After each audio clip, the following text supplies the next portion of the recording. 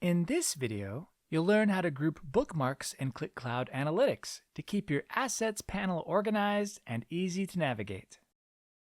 Groups are available only for public bookmarks. To add a bookmark to a group, select a bookmark in the Public section, and from the More Actions menu, select Add to Group. You can choose an existing group or create a new one.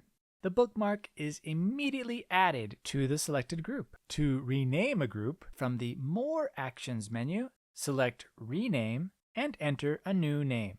Once you create a group, you can add bookmarks by dragging and dropping them into the group.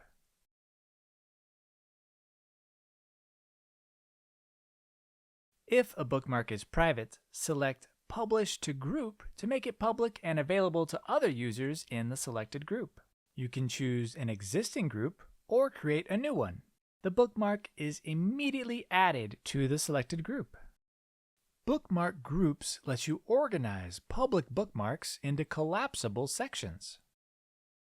Grouping bookmarks helps you keep your Assets panel clean and organized, especially in applications with many bookmarks. And that concludes this video. Thanks for watching.